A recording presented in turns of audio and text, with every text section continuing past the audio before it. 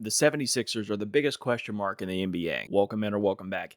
This is the second year that I've done these season previews, and even before I started doing content, I had a general idea of how a team was going to do for the upcoming season. Not this year, not this team. I think if you're strictly talking about the roster, I think that they are potentially worse. When you add the draft picks, I think they're a little bit better. But the entire season is going to come down to something that the Sixers fans are all too familiar with: the health of Joel Embiid and Paul George. Now, of course, I don't want to be too gloomy at the start of this episode, so let's start with some positives in the draft. At number 3, you picked up VJ Edgecombe, and at number 35, you picked up Janai Broom. And I am very, very high on VJ Edgecombe. I'm not going to go as far as some other people have online and say that he's some hybrid of Dwayne Wade and Anthony Edwards, but I like his game a lot. As a matter of fact, I think that this trio of VJ Edgecombe, Tyrese Maxey, and Jared McCain potentially has the ability to be the best young core, with the exception of the Oklahoma City Thunder, in the entire league. If this team didn't have Paul George and Joel Embiid on the roster, I would say that this is a bright young future team, but the present is going to be rough. But because this team employs Joel Embiid and Paul George and all the expectations that come with that, I think they're just kind of stuck in the middle. However, if this team does decide to move on from Joel and Paul George, I think that VJ Edgecombe has the ability to be the guy in Philly. 15, 5, 3, 2.5 stocks a game last year as a true freshman is fantastic. Not to mention the fact that he shot a really respectable 34% from 3 on like 5 attempts a game. Now he needs to improve that,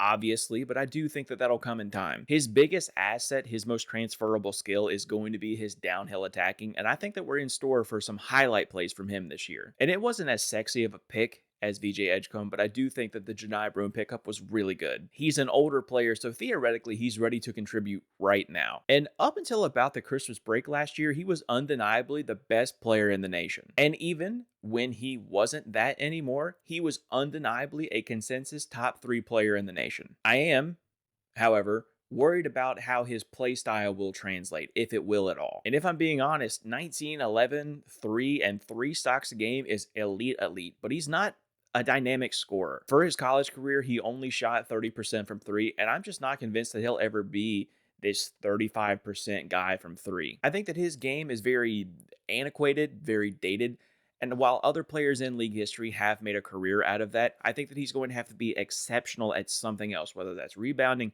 or defense, to stay on the floor. The 76ers did have a couple re-signings. They have Justin Edwards, Eric Gordon, Kyle Lowry, and most recently, Quentin Grimes. Oh boy, how do I say this?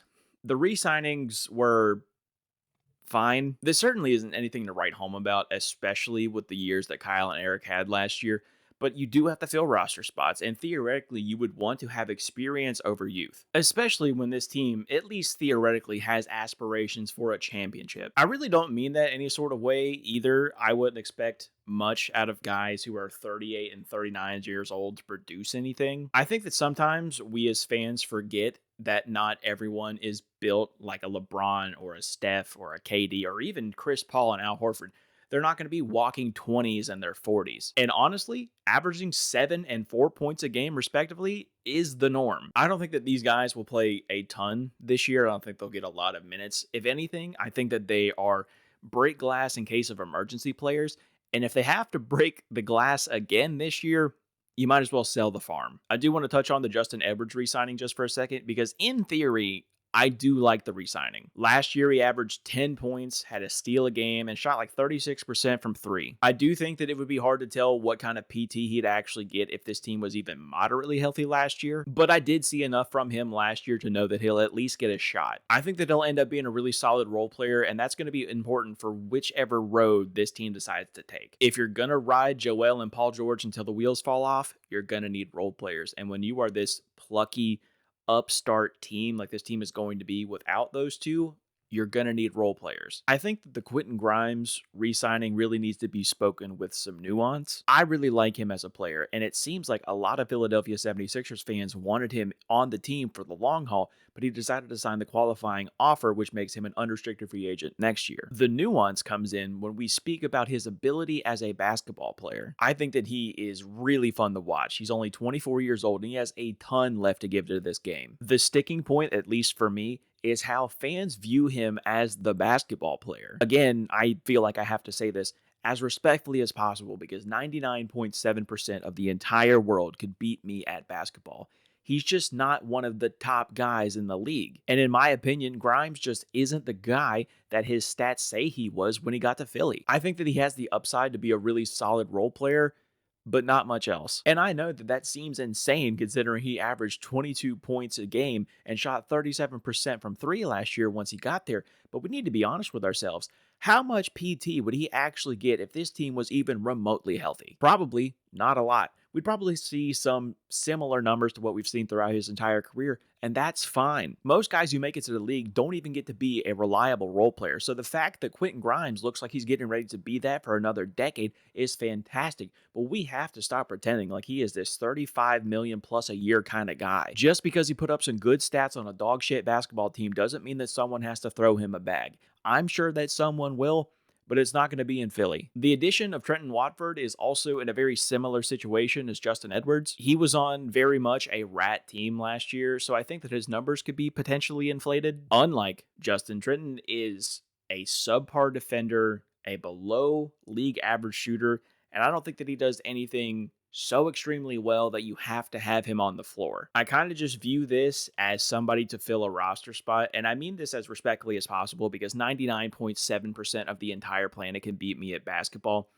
If he was on a team that was purposely trying to lose games and his stats weren't better, I just don't think that he is going to be able to transfer any of his skills over to a team that, again, theoretically is trying to win games. Now, depending on how you take that, that could still be bad. Let's talk about a little more bad in the departures. No longer calling Philly home this year, Jared Butler, Ricky Council IV, and Gershon Yabusele. Now, as a trio of players, when you're talking about their stats, I think that 29 points a game is going to be really hard to replace.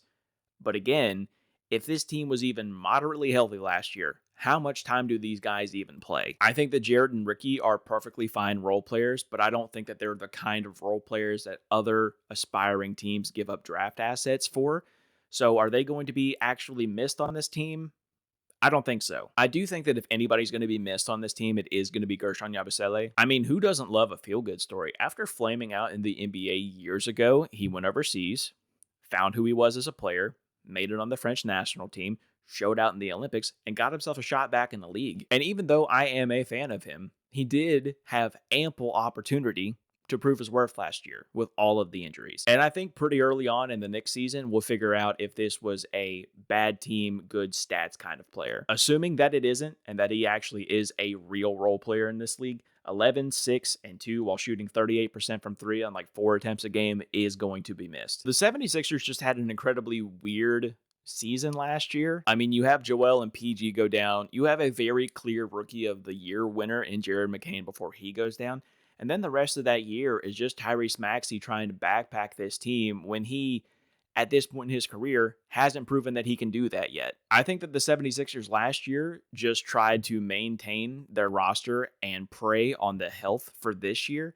And you know what? I don't blame them. On paper, at least, a starting five of Jared McCain, Tyrese Maxey, VJ Edgecombe, Paul George, and Joel Embiid is deadly. But of course, we don't play basketball on paper. As I said at the top of the show, I think the 76ers are going to have some pretty big decisions to make this year. If they are underperforming at the trade deadline, I would seriously consider trading everything that isn't named McCain, Edgecombe, or Maxey for parts. Luckily for 76ers fans, they have a pretty good draft asset pool. They have 6 first-round draft picks over the next 6 years, and even with all of his injury history, I am positive that someone would give you 2 first-round draft picks for Joel Embiid. With the East being as wide open as it is this year, I think that we could see this team being as high as a home court advantage team in the playoffs, but everything has to go right for them. And if it doesn't, I think that we're heading into a new era for the team. What are you most excited about for the Sixers season this year? Let me know down in the comments below. While you're down there, check my description. Got a link tree with all of my socials. Twitter, Blue Sky, Instagram, TikTok. I am everywhere. And I also have a Discord community that I would love for you to be a part of. But that's going to do it for me today.